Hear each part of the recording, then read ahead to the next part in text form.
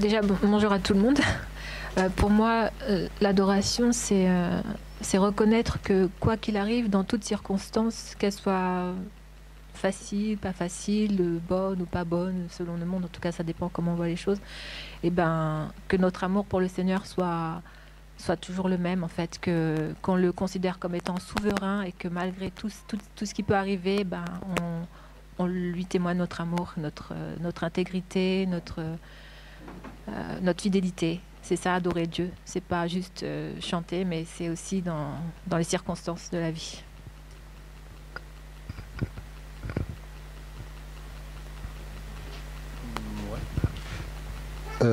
Bonjour à tous. En fait, ce que je veux dire, c'est que l'adoration, c'est reconnaître tout ce que Dieu fait dans nos vies. C'est reconnaître d'abord la grandeur de Dieu, reconnaître son immensité. Quand on contemple la création, quand on regarde son amour pour nous, quand on voit tout ce qu'il a fait dans nos vies. Pour moi, c'est ça l'adoration. Donc, c'est comme la sœur l'a dit, c'est pas juste un chant, mais c'est au travers aussi de nos vies. Donc, on peut adorer Dieu tout le temps, en tout lieu, voilà, en étant des exemples, des modèles dans notre entourage, dans nos vies, et par la prière que nous pouvons aussi élever au Seigneur. Donc, pour moi, c'est ça l'adoration.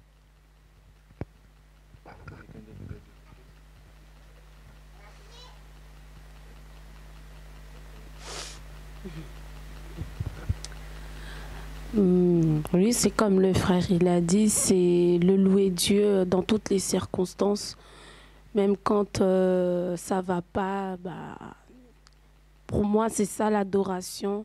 C'est aussi une manière de remercier le Seigneur pour ce qu'il fait dans nos vies. C'est aussi une manière de prier aussi, même quand on n'arrive pas à prier, on ne sait pas quoi dire au Seigneur. Et aussi, c'est de louer sa grandeur, de le chercher aussi de tout son cœur aussi. Et voilà, c'est ce que je peux dire. Quelqu'un d'autre peut dire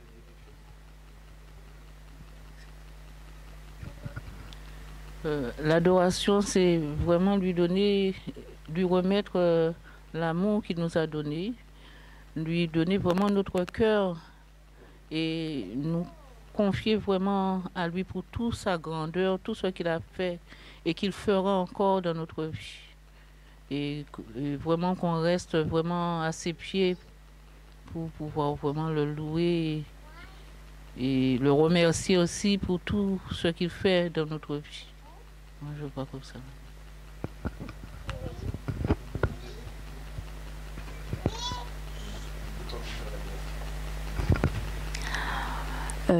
L'adoration pour moi, comme les frères et sœurs ont dit, hein,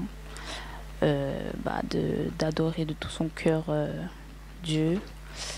Et même quand on a du mal à prier, on peut l'adorer comme ça aussi. Et voilà.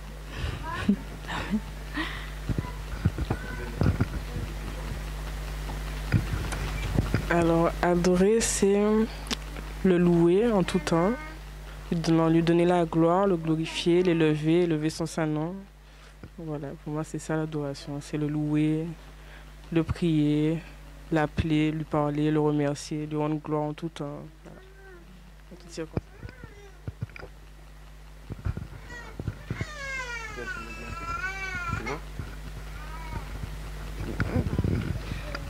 Adorer Dieu, pour moi, c'est ouvrir son cœur à Dieu, le laisser le remplir son cœur et entrer en communion avec Dieu. Pour moi, c'est de l'expérimenter comme ça.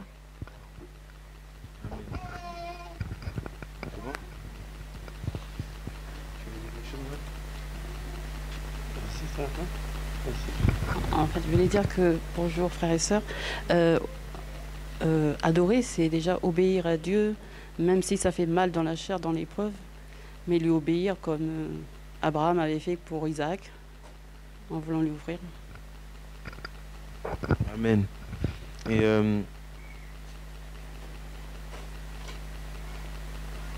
je voudrais dire, tout ce qui a été dit là, c'est ça en fait, adorer le Seigneur. Et on voit que l'adoration aussi, c'est personnel. C'est une relation personnelle qu'on a avec le Seigneur. Et c'est une relation qui se bâtit. Et il y a quelque chose que j'ai pu remarquer aussi, c'est que Dieu ne récolte que ce qu'il a semé.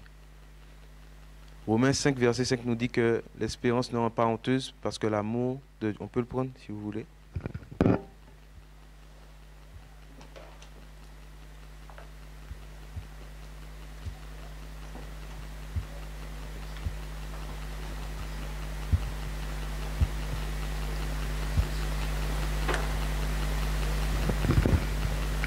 Quelqu'un veut lire ?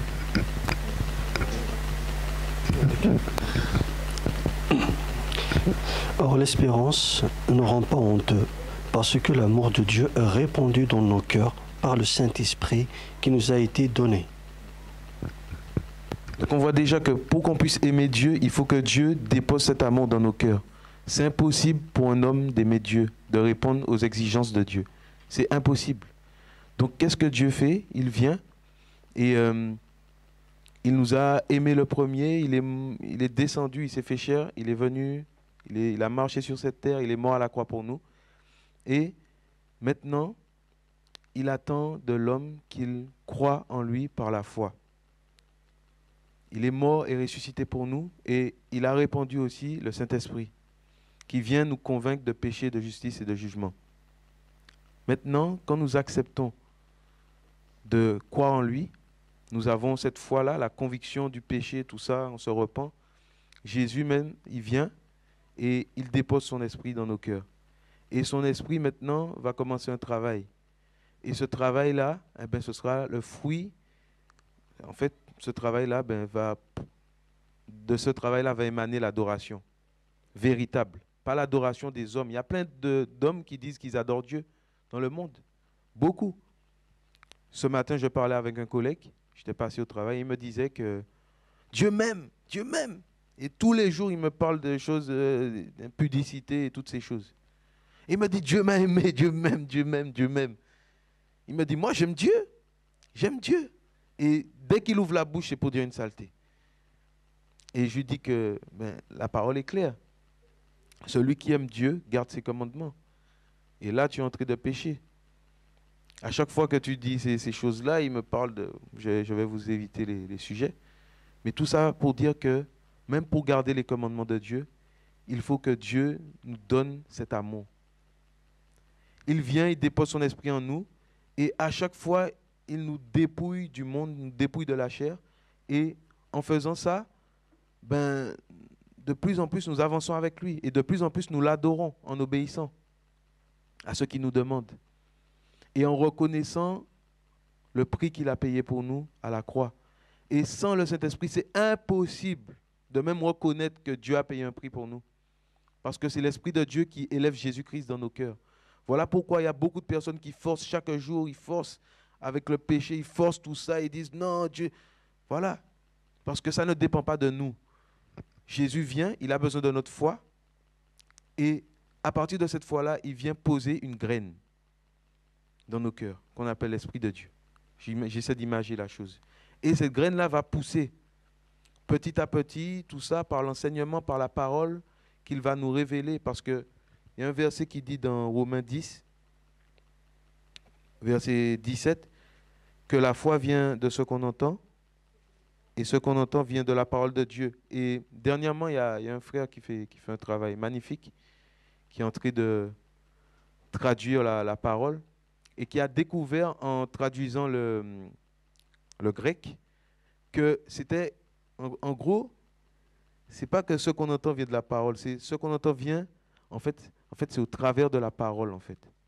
Pourquoi? Parce que la parole, c'est une lettre. Et la parole, la Bible nous dit que la lettre tue. Voilà pourquoi beaucoup de personnes lisent la parole, mais ils sont égarés. Il y a beaucoup de religions. Donc c'est au travers de la parole. Pourquoi? Parce que Dieu nous révèle cette parole-là par son esprit.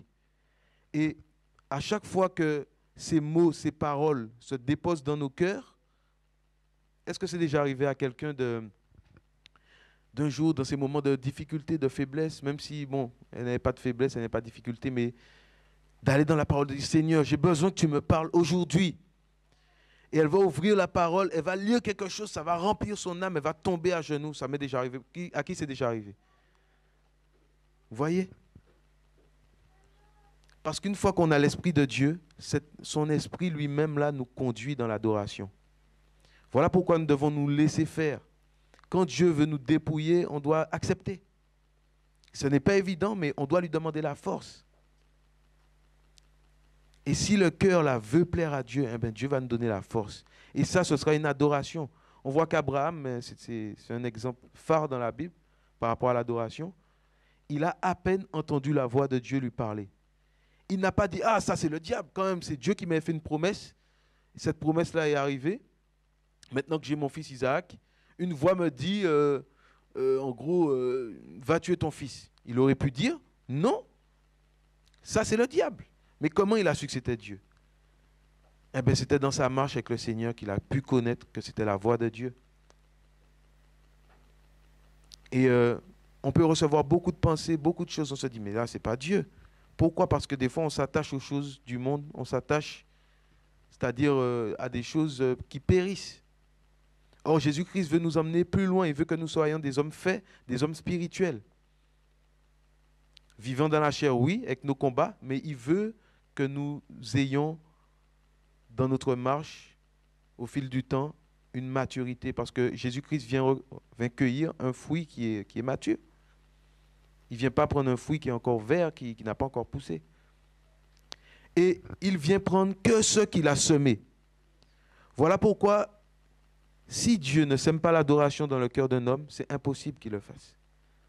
Et si Dieu a semé une graine dans ton cœur, il faut qu'elle pousse afin de porter du fruit. Que cette adoration-là lui soit agréable. Donc c'est vraiment ce que je voulais partager avec vous. Et je remercie le Seigneur. Que Dieu soit béni.